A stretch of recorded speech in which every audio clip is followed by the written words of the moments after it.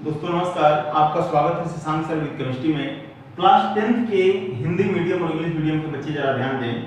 हमने बेटा आप लोगों को सोडियम कार्बोनेट पढ़ा दिया है, उसमें खत्म कर दिया है सॉल्ट के बारे में, एसिड बेस सॉल्ट उधर खत्म कर दिया है, केमिकल रिएक्शंस खत्म कर चुके हैं आपको।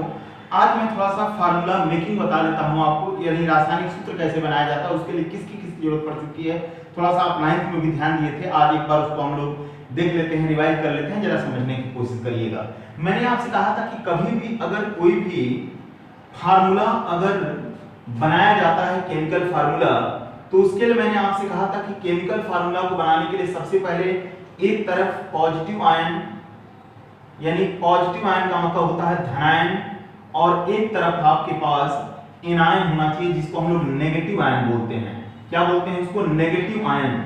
यानी नेगेटिव आयन को हम लोगों ने आपसे कहा था कि इसको ऋणायन कहा जाता है, यानी धनायन और ऋणायन ये दोनों मिल करके आप क्या बनाते हैं, आपके केमिकल फार्मूला को जनरेट करते हैं। एक बात और ध्यान रखिएगा, जो पॉजिटिव आयन होते हैं इनको कैटायन भी कहा जाता है, CATION कैटायन, और इनको बेटा एनायन कहा जाता है। क्या कहा जाता है इनको? एनायन, ANAIN, एनायन के नाम से जाने जाते हैं।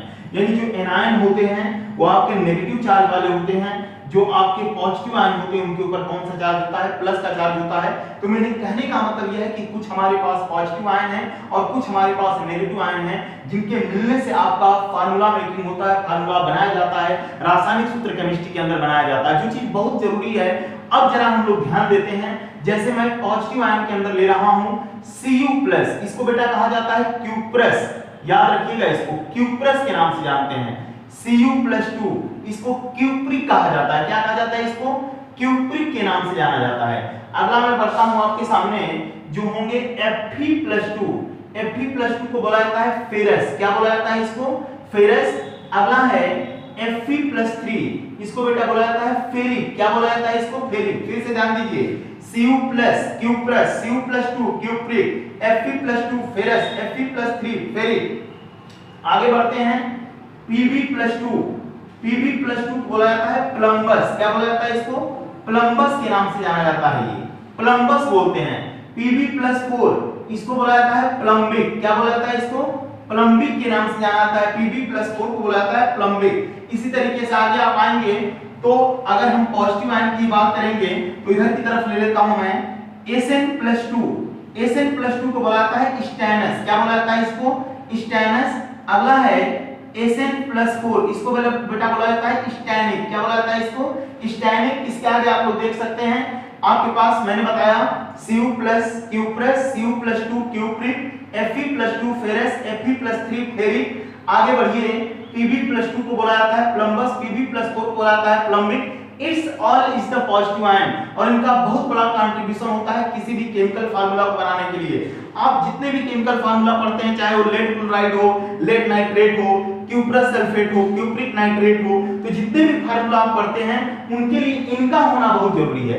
एक तरफ ये लोग होते हैं और दूसरी तरफ आपके पास एनायन होते हैं। इसी तरीके से मैं बात करूं Ag+, इसकी भी जरूरत पड़ती है, जिसको सिल्वर आयन कहा जाता है, सिल्वर। इसी तरीके से आपके पास एक और आ जाता है Au+3, जिसको गोल्ड कहा जाता है, गोल्ड, या इसको आरिक के भी नाम से जाना जाता है, आरिक बोल सकते हैं इसको, या इसको आप लोग कह सकते हो गोल्ड, आरिक या गोल्ड भी कहा जा सकता है। तो मेरे कहने का मतलब यह है कि जितने भी आपके पास फार्मूला है Cu+2, Cu+, इसके बाद कम, जहां पर एक बात और ध्यान रखिएगा, जहां पर वैलेंसी कम होती है उसको अस कहा जाता है, और जहां पर वैलेंसी ज्यादा होती है उसको इक कहा जाता है। आप लोग खुद देखिए, यहां पर वैलेंसी कम है, यहां पर ज्यादा है, यहां पर वैलेंसी कम है, यहां पर ज्यादा है। इसका मतलब जहां पर वैलेंसी कम होगी वो अस होगा, जहां पर वैलेंसी ज्यादा होगी वो इक होगा, और इनको लेकर के हमारे फार्मूला की मेकिंग करने का काम होता है, यानी फार्मूला को बनाने का काम हम लोग करते हैं। इधर की तरफ मैं अगर देख लूं तो N-3, इसको बेटा बोला जाता है नाइट्राइड। क्या बोला जाता है इसको? नाइट्राइड। NO2-, इसको बोला जाता है नाइट्राइट। क्या बोला जाता है इसको?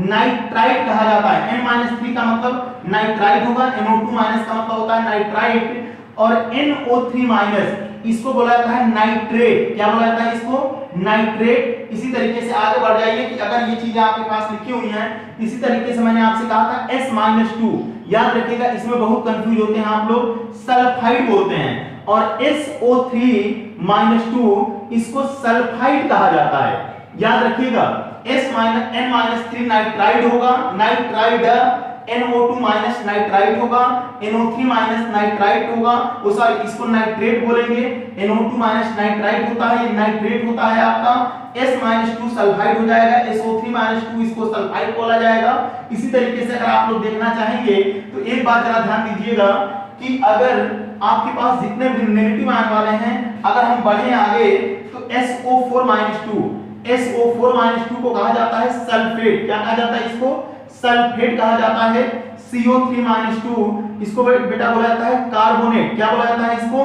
कार्बोनेट। इस तरीके से अगर हम देखें P-3 इसको बोला जाता है फास्फाइड, THOSPHIDE, फास्फाइड के नाम से जाना जाता है। इसी तरह आगे आप बढ़ेंगे PO4-3 इसको बोला जाता है फास्फेट। क्या बोला जाता है इसको? फास्फेट। ये जितने भी आपके पास लिखे हुए हैं ये सभी आपके एक तरीके से नेगेटिव आयन हैं और एक शब्दों में आप लोग कह सकते हो it's all is the acid radical, और जो इधर की तरफ हैं वो आपके बेसिक रेडिकल का काम करते हैं। यानी ये वाले क्षारीय मूलक और ये वाले अम्लीय मूलक होंगे और दोनों को मिलकर के हम लोग फार्मूला बनाते हैं जो कि साल्ट के फॉर्म में तैयार होता है आपका। तो जब साल्ट की बात आ रही है, साल्ट को हम लोग पढ़ रहे हैं, तो उसी पर हमारी कोशिश थी कि आपको बताया जाए। तो एक तरफ नेगेटिव आयन, एक तरफ आपके पॉजिटिव आयन मिलेंगे। इधर PO4-3 का मतलब होता है फास्फेट। अब आगे अगर आप लोग देखोगे तो C2O4-2 इसको बेटा बोला जाता है ऑक्सलेट। क्या बोला जाता है इसको? ऑक्सलेट के नाम से जाना जाता है। और इसी तरीके से अगर आप देखोगे तो CH3COO- इसको बेटा बोला जाता है एसीटेट। क्या बोला जाता है इसको? एसीटेट। यानी जितने भी आपके पास हैं ये सभी माइनस वाले हैं। और एक बात और ध्यान रखिएगा, ये भी मैंने आपको पढ़ा भी रखा है कि HCO3- इसको बेटा बोला जाता है बाइकार्बोनेट। इसको मैं बताऊंगा, बाइकार्बोनेट के नाम से जाना जाता है। ये किसके नाम से जाना जाता है? ये बाइकार्बोनेट के नाम से। ऊपर बढ़िए HSO3- इसको बेटा बोला जाता है बाइसल्फाइड। क्या बोला जाता है इसको? बाइसल्फाइड के नाम से जाना जाता है। इसी तरीके से आप लोग देखोगे HSO4- इसको बाइसल्फाइड बोलते हैं। क्या बोलते हैं इसको? बाइसल्फाइड। तो जितने भी आपके पास ये लिखे हुए हैं ये सभी किसका काम करते हैं? एज एनायन है। और इधर की तरफ जो है वो एज ए कैटायन काम करते हैं। और कैटायन और एनायन को लेकर के हम लोग क्या बनाते हैं? कंपाउंड बनाते हैं। इसको कंपाउंड बनाने का काम हम लोग शुरू करेंगे। और याद रखिएगा जो भी हमने इस पर लिखा हुआ है, वीडियो पर बनाया हुआ है, याद रख लीजिए। सब लोग नोट करके मेरे पास भेजेंगे। एक बार फिर से मैं रिवाइज करा दे रहा हूं आपके सामने। Cu+Cu+Cu+2 cupric, Fe+2 ferrous, Fe+3 ferric, Pb+2 प्लम्बस, Pb+4 प्लम्बिक। ध्यान से सुनिएगा। Sn+2 stannic, stannous, Sn+4 stannic होता है। Ag+ सिल्वर, इसको सिल्वर के नाम से जाना जाता है। Au+3 गोल्ड या आरी कह सकते हैं। नेगेटिव आयन की तरफ हम लोग देखते हैं। N-3 का मतलब होता है नाइट्राइट, सबके ऊपर माइनस का चार्ज होगा। NO2- का मतलब नाइट्राइट होता है। NO3- का मतलब नाइट्रेट होता है। S-2 का मतलब सल्फाइड होता है। SO3- का मतलब सल्फाइड होता है।